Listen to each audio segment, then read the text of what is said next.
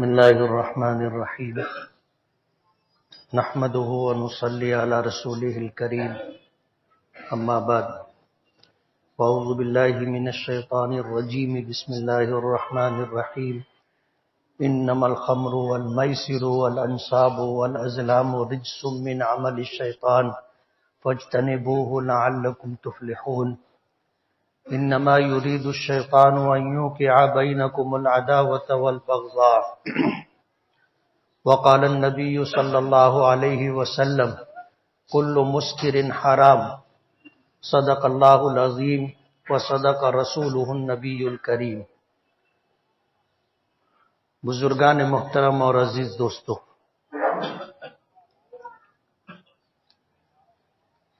آج اس وقت دنیا میں ایک عرب ملک میں فٹ بال کا مقابلہ ہو رہا ہے،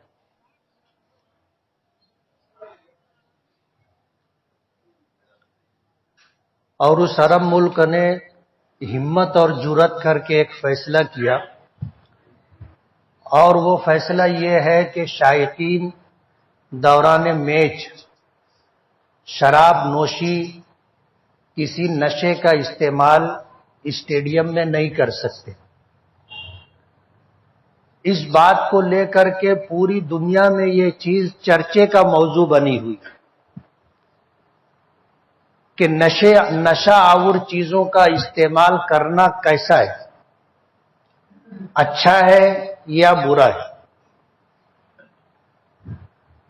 کھیل کود پر بڑی بڑی رقموں کا لگانا رقموں کو ضائع اور برباد کرنا ہے۔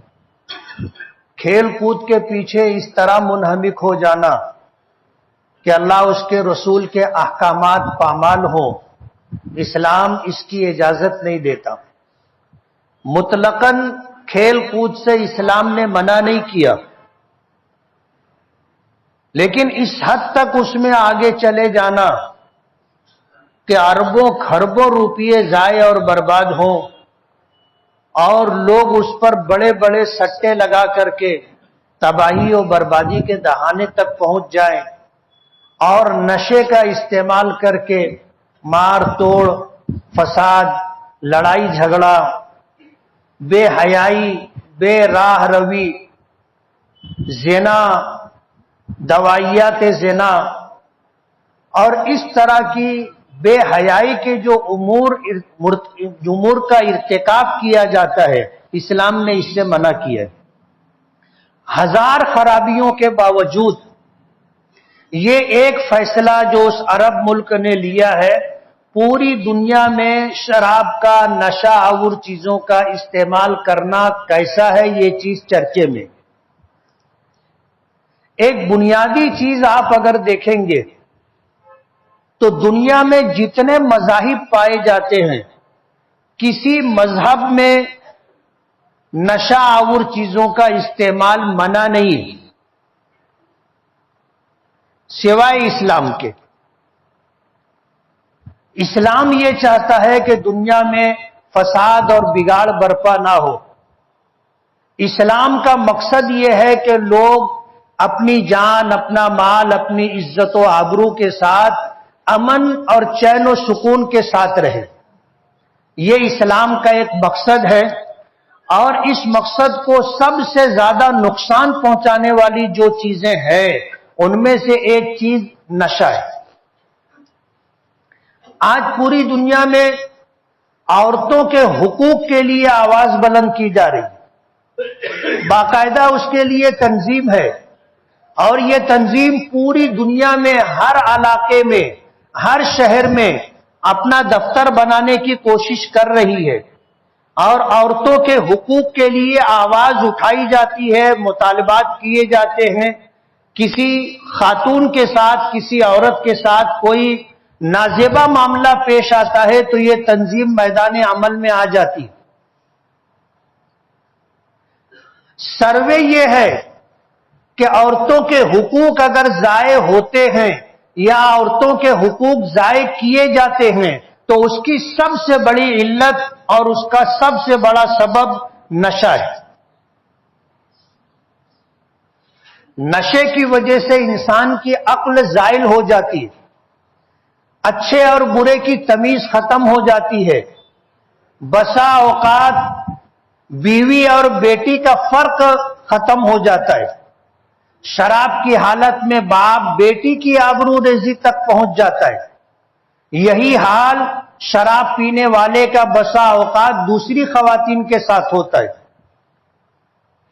عقل زائل ہو جانے کی وجہ سے بعض فقہا کہتے ہیں کہ شراب کی حالت میں، نشے کی حالت میں اگر طلاق دی جائے تو طلاق واقع نہیں ہوگی. لیکن فقہا کی ایک بڑی جماعت جس میں حضرت امام اعظم ابو حنیفہ رحمت اللہ علیہ بھی ہیں، وہ یہ فرماتے ہیں کہ نشے کی حالت میں اگر طلاق دی جائے گی تو طلاق واقع ہو جائے گی. کیوں واقع ہو جائے گی؟ اس کا سبب ہے، اور یہ بات سمجھ میں آتی ہے کہ طلاق کس کو دی جاتی ہے؟ ماں کو طلاق دی جاتی ہے، بہن کو طلاق دی جاتی ہے، بیٹی کو طلاق دی جاتی ہے. بولو نا. طلاق آدمی کس کو دیتا ہے؟ بیوی کو طلاق دیتا ہے. اب ایک آدمی شراب پی لے، نشہ کر لے، اور نشہ کر لینے کے بعد وہ آ کر طلاق دے رہا ہے اپنی بیوی کو، تو اسے اتنا تو احساس ہے کہ میں کس کو طلاق دے رہا ہوں. آج تک کبھی آپ نے نہیں سنا ہوگا کہ ایک آدمی شراب پی لے اور اس کا گھر ندی کے اس طرف ہو اور وہ گھر کی تلاش میں ادھر چلا جائے. کبھی آپ نے سنا کہ ایک آدمی شراب خانے سے نکلا اور گھر جانا ہے تو بجائے گھر جانے کے وہ دوسری طرف چلا جائے اور گھر تلاش کرے؟ ایسا کبھی نہیں ہوتا. وہ اپنے ہی گھر جاتا ہے اور جانے کے بعد جھگڑا کس سے کرتا ہے؟ 90% جھگڑا بیوی سے کرتا ہے. اور طلاق کس کو دیتا ہے؟ 100% طلاق بیوی کو ہی دیتا ہے. امام اعظم ابو حنیفہ رحمت اللہ علیہ کے یہاں اسی بنیاد پر یہ حکم ہے کہ اگر نشے کی حالت میں طلاق دی گئی تو طلاق واقع ہو جائے گی. عقل زائل ہوتی ہے، لیکن بالکلیہ 100% عقل زائل نہیں ہوتی. لیکن سماج اور معاشرے کو اس سے جو نقصان ہوتا ہے اس کے پیش نظر اسلام نے اس کو حرام قرار دیا. اسلام ایک کامل و مکمل دین ہے. ہمارے آقا جناب رسول اللہ صلی اللہ علیہ وسلم مکہ مکرمہ میں پیدا ہوئے. 25 سال کی عمر میں آپ نے نکاح کیا. 40 سال کی عمر میں آپ کو نبوت ملی، اور نبوت ملنے کے بعد 23 سال کا زمانہ آپ نے اس دنیا میں گزارا. 13 سال مکہ مکرمہ میں رہے اور 10 سال مدینہ منورہ میں رہے. اور یہ 23 سال جو ہے یہ احکام الہی کے نزول کا زمانہ ہے. اور اسی 23 سال کے عرصے میں پورا مکمل اسلام دین کی شکل میں نبی کریم صلی اللہ علیہ وسلم کو دیا گیا ہے. جب آپ اپنی زندگی کے آخری ایام میں حجۃ الوداع کے لیے مدینے سے نکلے، مکہ مکرمہ تشریف لے گئے، تو آپ پر قرآن کریم کی آیت نازل ہوئی، الیوم اکملت لکم دینکم واتممت علیکم نعمتی ورضیت لکم الاسلام دینا، کہ آج کے دن تمہارے لیے تمہارا دین میں نے مکمل کر دیا. اکملت لکم دینکم، تمہارے لیے تمہارا دین میں نے مکمل کر دیا. واتممت علیکم نعمتی، اور تم پر اپنی نعمتیں تمام کر دی. وَرَضِيتُ لَكُمُ الْإِسْلَامَ دِينًا، اور دنیا میں بے شمار مذاہب تم کو ملیں گے، لیکن ان میں نے تمہارے لیے دین اسلام کو پسند کیا ہے. ہماری شریعت مکمل ہے. یہی وجہ ہے کہ آپ دیکھو گے کہ گناہوں سے روکنے کا سب سے بڑا ذریعہ خوف خدا ہے. جس شخص میں یہ احساس پیدا ہو جائے، اللہ کا ڈر، خشیت الہی کا جذبہ جس کے دل میں آ جائے، وہ گناہوں کا ارتکاب نہیں کرتا. گناہوں کا ارتکاب نہیں کرتا. حدیث پاک میں آتا ہے کہ کل قیامت کے دن عرش کا سایہ جن 7 خوش نصیب لوگوں کو نصیب ہوگا، اس میں ایک وہ شخص بھی ہوگا جو ہر حال میں اللہ سے ڈرتا ہو، جلوت میں ہو تو اللہ سے ڈرے، خلوت اور تنہائی میں ہو تو اللہ سے ڈرے۔ حدیث پاک میں آتا ہے نبی کریم صلی اللہ علیہ وسلم نے ان 7 لوگوں میں سے ایک اس شخص کو فرمایا کہ دعت ہو امرأۃ ذات جمع ذات حسب و نسب، ایک خوبصورت عورت گناہ کی دعوت دیوے، سب کچھ آسائش اسباب مہیا ہیں، کوئی دیکھنے والا نہیں ہے، دعت ہو امرأۃ ذات جمال ذات حسب و نسب، خوبصورت عورت، حسب نسب والی عورت، بازاری عورت نہیں، جس کے بارے میں کوئی سوچ بھی نہیں سکتا کہ یہ زنا اور بدکاری کا ارتکاب کرے گی۔ ظاہر بات ہے لوگوں کا گمان اس طرف نہیں جائے گا۔ ایسی عورت اگر کسی کو گناہ کی دعوت دے اور تنہائی ہو اور وہ شخص یہ کہے انی اخاف اللہ، کہ میں اللہ سے ڈرتا ہوں، انی اخاف اللہ، میں اللہ سے ڈرتا ہوں، اللہ تعالیٰ اسے کل قیامت کے دن اپنے عرش کا سایہ عطا کریں گے۔ اللہ کا خوف جس شخص کے پاس ہوگا وہ ہر طرح کے گناہوں سے اپنے آپ کو بچائے گا۔ مجلس میں تو سبھی ایک دوسرے کی رعایت کرتے ہوئے گناہوں سے اپنے آپ کو دور رکھتے ہیں، لیکن جب تنہائی ہو، کوئی دیکھنے والا نہ ہو اللہ کے سوا، اور اس وقت آدمی اللہ کے خوف کی وجہ سے یہ کہہ دے کہ میں اللہ سے ڈرتا ہوں، میں یہ کام نہیں کروں گا، اللہ تعالیٰ اپنے عرش کا سایہ اسے عطا کریں گے۔ میں یہ کہہ رہا تھا کہ اسلام ایک کامل و مکمل مذہب ہے، کوئی پہلو تشنا اور خالی نہیں چھوڑا ہے۔ ایک شخص کے دل میں اللہ کا خوف ہوگا تو وہ جلوت ہو، خلوت ہو، محفل و مجلس ہو یا تنہائی اور اکیلا پن ہو، وہ گناہوں کا ارتکاب نہیں کرے گا۔ لیکن اسی کے ساتھ اسلام نے نظم دنیا قائم رکھنے کے لیے، لا اینڈ آرڈر کو برقرار رکھنے کے لیے احکامات دیے ہیں، اور ان احکامات میں سے ایک حکم یہ بھی ہے کہ اگر کسی شخص نے نشہ کیا، شراب پیا، تو اس کو سزا دی گئی، اس کو سزا دی گئی۔ اور اسلام میں سزا کا جو نظام ہے وہ یہ کہ جمعہ کے دن جمعہ کی نماز ہو جائے، جامع مسجد کے سامنے روڈ پر گنہگار کو لایا جائے گا اور قاضی کا فیصلہ سنایا جائے گا، اور اس کے بعد اس کو سزا دی جائے گی۔ یعنی مجمع عام کے اندر اسے شراب پینے کی وجہ سے 80 کوڑے مارے جائیں گے۔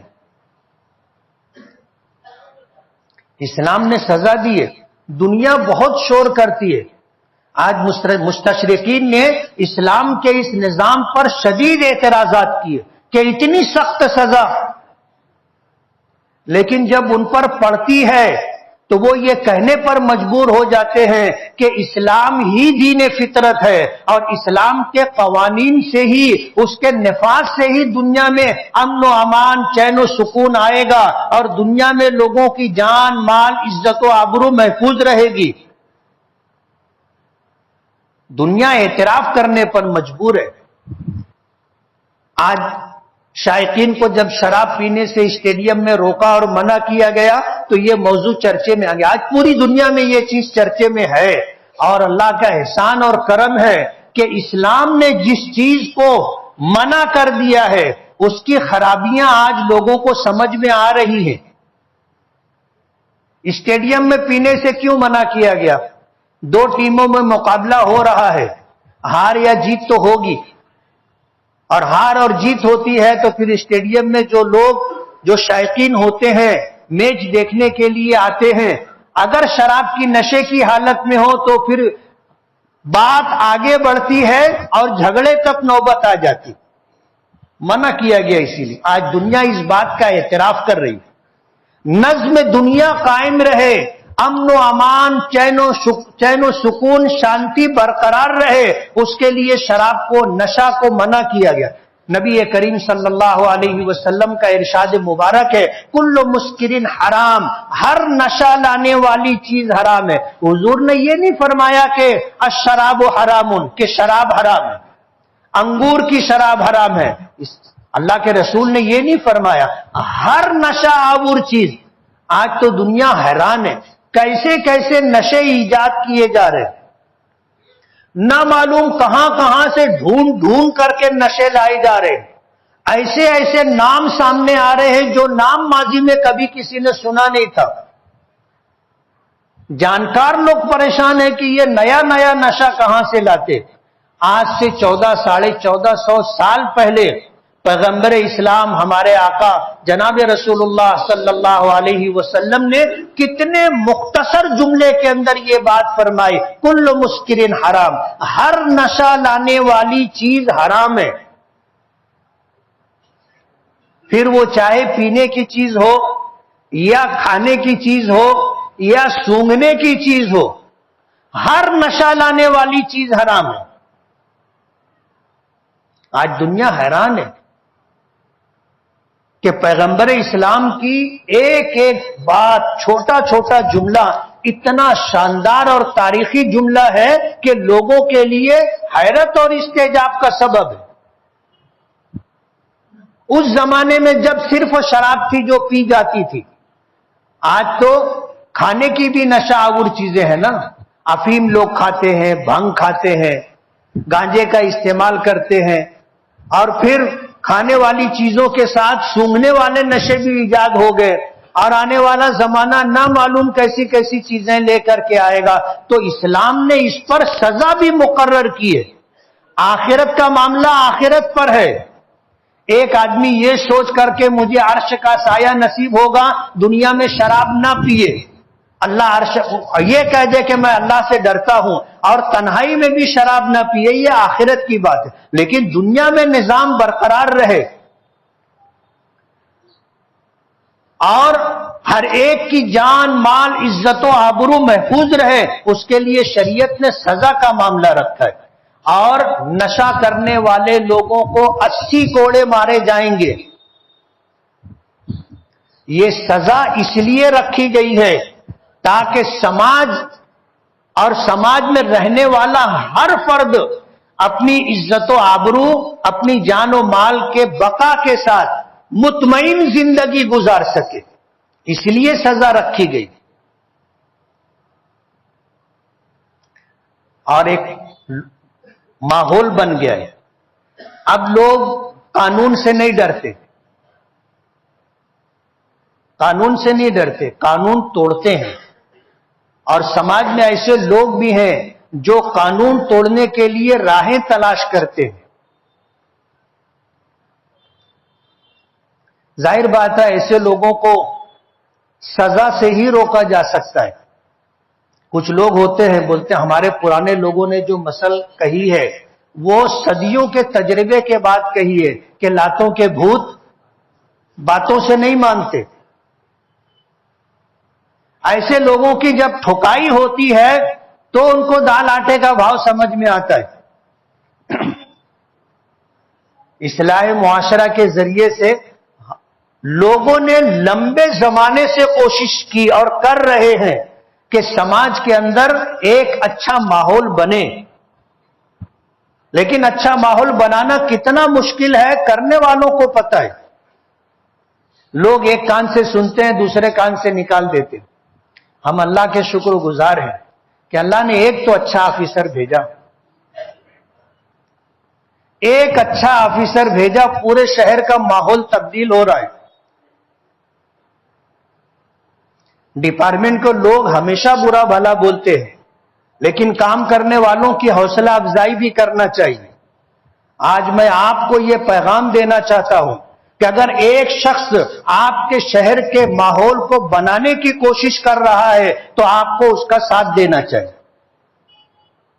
لوگ کہتے تھے کہ ہمارے یہاں جو کاروبار ہے 24 گھنٹہ چلتا ہے پاور لوم کا, تو سارا کاروبار 24 گھنٹہ چلے, ہوٹل بھی 24 گھنٹہ کھلی رہے, پان کی دکانیں بھی 24 گھنٹہ کھلی رہے, انڈا برجی بھی 24 گھنٹہ بکتی رہے, اور پھر جو ہے ہوٹلوں میں کھانے پینے کا جہاں انتظام ہوتا ہے وہ بھی رات بھر چلتا رہے.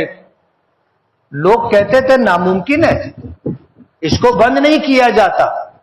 لیکن ایک شخص نے فیصلہ لیا, اور قانون کی طاقت کے ساتھ فیصلہ لیا کہ 11 بجے آپ کو دکان بند کرنی. لوگ ماننے لگے اور ادھر ادھر جو لوگ بیٹھے رہتے تھے, گھر نہیں جاتے تھے, پوری رات برباد کرتے تھے, آج وہ گھر جانے لگے.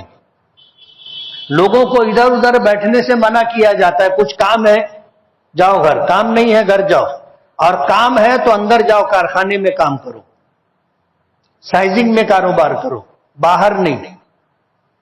آج لوگ مان رہے ہیں. اسلام میں جو سزا کا تصور ہے, میں آپ کو بتانا چاہتا ہوں کہ سزا انفرادی طور پر دی جاتی, ایک فرد کو دی جاتی جو گنہگار ہوتا ہے, برابر ہے.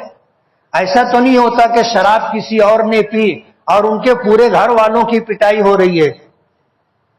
چوری ایک شخص نے کی اور پورے گھر کو سزا دی جا رہی ہے. اسلام کا یہ نظام نہیں ہے. میں آپ کو بتانا چاہتا ہوں کہ سزا دینی چاہیے, اور اسلام نے اسی لیے سزا کا نفاذ رکھا ہے, اور سخت سزا کا نفاذ رکھا ہے.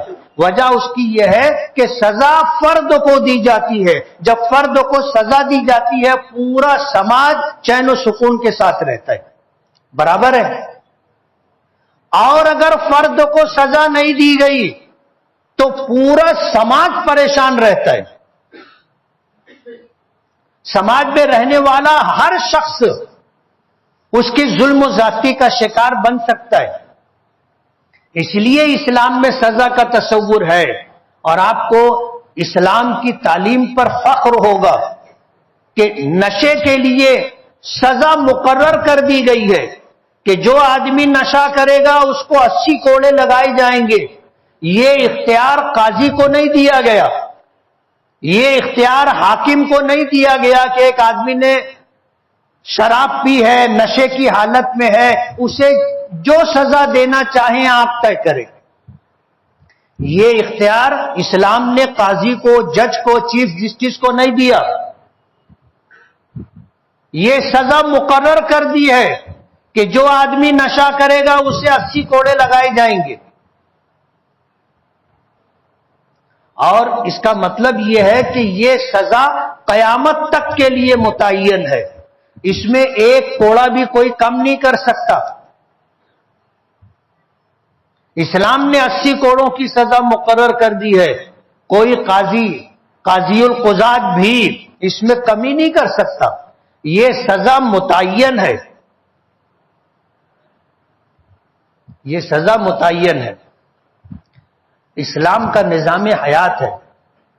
آپ کو فخر ہونا چاہیے اور فخر سے کہنا چاہیے کہ میں مسلمان ہوں, الحمدللہ میں مسلمان. فخر کے ساتھ کہنا چاہیے. یہ دین قیامت تک کے لیے آیا ہے, اور اس میں سزاؤں کا جو فلسفہ ہے اور سزاؤں کے تعلق سے جو احکامات ہے وہ غیر منسوخ شدہ ہے. اس میں ترمیم کی بھی کسی کو اجازت نہیں ہے. کوئی قاضی قیامت تک اس میں تبدیلی نہیں لا سکتا.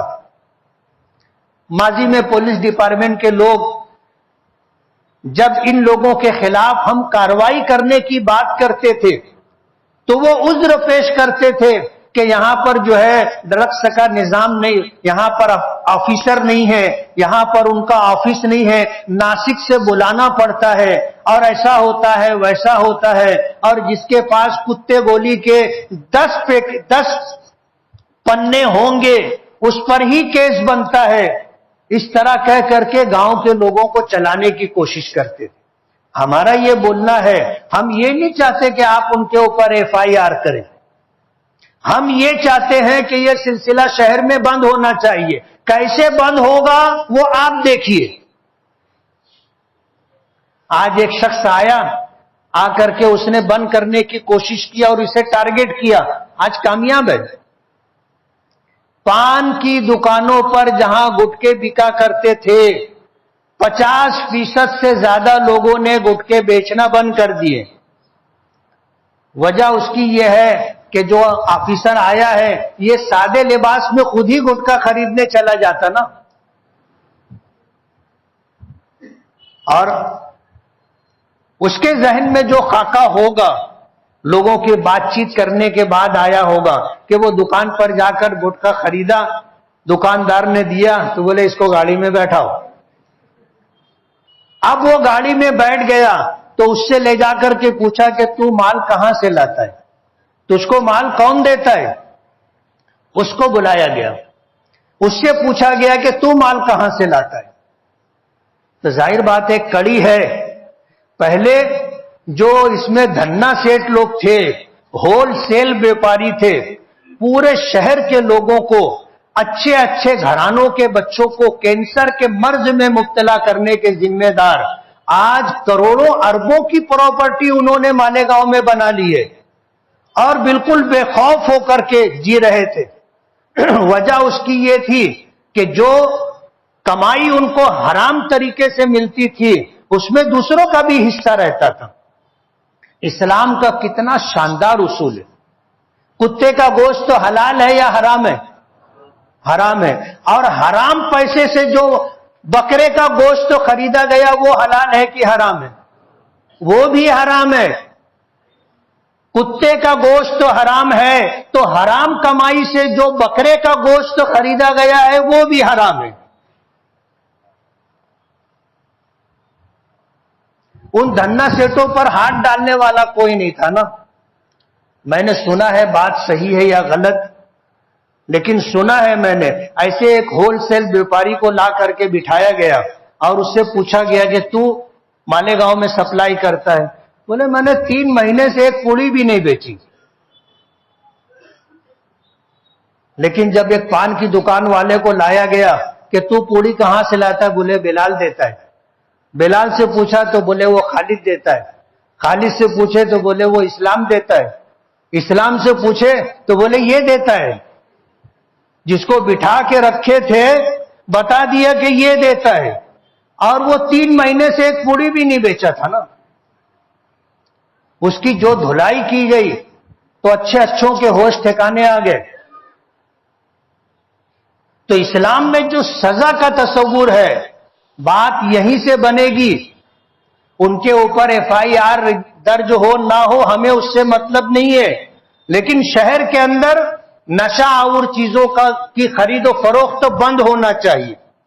اسلام نے جس چیز پر روک لگائی ہے اس میں سماج کی, انسانیت کی فلاح و بہبود مضمر ہے. قرآن کریم میں اللہ پاک کا ارشاد ہے, انما الخمر, شراب, نشہ آور چیزیں, والمیسر, جوا سٹا, والانصاب, غیر اللہ کے نام پر جانوروں کا ذبح کرنا, والازلام, ترکش کے تیر جو فال نکالنے کے لیے استعمال کیے جاتے ہیں, رجس من عمل الشیطان, یہ گندگی ہے, ناپاکی ہے اور یہ شیطانی عمل ہے. شیطان کا کام یہ ہے کہ آپ کو بھلائی کے کاموں سے روکے, آپ کو برائی کی طرف لے کر کے جائے, آپ کو شراب پلائے, زنا کروائے, جوا کھلوائے, فساد برپا کروائے, بے حیائی اور بدعنوانی کا آپ سے ارتکاب کروائے. یہ شیطان کا کام. اللہ پاک نے شراب کو, جوے کو اور اسی طرح جو ہے غیر اللہ کے نام پر جانوروں کا ذبح کرنا اور ترکش کے تیر کو بھی شیطانی عمل قرار دیا. ایک آدمی جب پی لیتا ہے تو وہ سب کرتا ہے نا. شیطان جو کام کروانا چاہتا ہے شراب کے نشے کی حالت میں انسان وہی سب کام کرتا ہے. قرآن کریم نے آج سے 1400 سال پہلے یہ بات کہی کہ رجسن, یہ گندگی اور ناپاکی ہے اور یہ شیطانی عمل ہے. اور نبی کریم صلی اللہ علیہ وسلم نے ایک مختصر جملے میں ساری چیزوں کو سمیٹ کر فرمایا, کل مسکرن حرام, ہر نشہ لانے والی چیز حرام ہے. آج الحمدللہ ہمارے شہر میں جو ماحول بن رہا ہے کہ لوگ جلدی گھر چلے جا رہے ہیں اور سو جا رہے ہیں, خواتین کے فون آ رہے ہیں خواتین کے فون آ رہے ہیں کہ مفتی صاحب وہ جو صاحب آئے ہیں ان کو ذرا ہمارے محلے میں بھی بھیجو. بولا کیوں؟ بولے دوسروں کے گھروں پر ان کے شوہر جانے لگے، یہ آتے نہیں، یہ دوستوں میں بیٹھے رہتے ہیں. تو وہ صاحب کو بولو ادھر بھی جاؤ. آج پورا شہر اس بات کا استقبال کر رہا ہے. اور میں آپ کو جو پیغام دینا چاہتا ہوں، ہم سب کو بھلے کاموں میں ایک دوسرے کی مدد کرنی چاہیے. بھلے کاموں میں ایک دوسرے کی مدد کرنی چاہیے. یہ ہمارا شہر ہے، یہ ہمارا گھر ہے، یہاں رہنے والے ہر ایک ہمارے بھائی بہن ہیں. ہر ایک کی جان مال عزت و آبرو کی حفاظت ہماری ذمہ داری ہے. اور اگر کوئی شخص اس معاملے میں ہماری مدد کر رہا ہے تو ہمیں اس کا شکر گزار ہونا چاہیے. کریں گے؟ اچھے کاموں کی تائید کرنا چاہیے. یہ مومنانہ فراست ہے. ہمارے مذہب، ہمارے دھرم، ہماری شریعت کا حکم ہے. ہمیں امر بالمعروف اور نہی عن المنکر کا حکم دیا گیا ہے.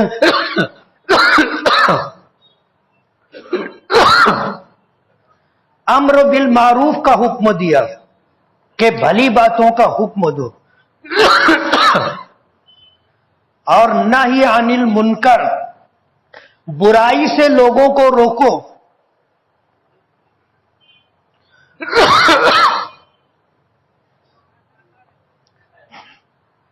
اور ہم اس کے بھی ذمہ دار ہیں کہ اگر کوئی شخص اس طرح امر بالمعروف اور نہی عن المنکر کا کام کر رہا ہے تو ہم اس کی مدد کریں. اور یقین جانیے، جو لوگ آپ کی بات نہیں سنتے تھے، سماج میں بڑوں کی بات نہیں سنتے تھے، اصلاح معاشرہ کی کوششوں کو سبوتاژ کرتے تھے، جو اس طرح کے روکنے ٹوکنے والوں کو دم ڈانٹی دیا کرتے تھے، اور اس طرح کے معاملات میں اگر کوئی آدمی سامنے آئے تو اس کو مارنا ٹھوکنا اور خوف میں مبتلا کرنا جن کا طریقہ تھا، آج ایسے سب لوگوں نے اپنا ہاتھ پاؤں سمیٹ لیا ہے. اور آپ تھوڑے دن میں دیکھو گے یہ سب انڈر گراؤنڈ ہو جائیں گے. مگر کب؟ جب آپ ساتھ دو گے. آپ کو ساتھ دینا ہے، دیں گے نا. آپ ایسے آفیسر کی حوصلہ افزائی کریں کہ جو کام وہ کر رہا ہے، ہم برسوں سے کوشش کر رہے تھے، کوئی سننے کے لیے تیار نہیں تھا. سرکار دو عالم صلی اللہ علیہ وسلم کا فرمان ہے کہ عشاء کی نماز پڑھ لینے کے بعد ادھر ادھر بیٹھ کر کے گپ شپ کرنا اسلامی تعلیمات کے خلاف ہے. لوگوں کو سمجھایا جاتا تھا، بتایا جاتا تھا کہ گھر جاؤ، کوئی ماننے کے لیے تیار نہیں تھا. آج الحمدللہ پورے شہر کے اندر 50% تبدیلی نظر آ رہی ہے. آپ کو دکھ رہی ہے کہ نہیں؟ بولو نا. تو آپ کو اس کی تائید کرنی ہے اور اچھے کاموں میں مدد کرنا ہے. اللہ ہمیں دین کا شیدائی، دین کا فدائی بنائے اور اسلام کے مقصد کو پورا کرنے کے لیے اللہ ہمیں اور ہماری نسلوں کو قبول فرمائے. وآخر دعوانا ان الحمد للہ رب العالمین.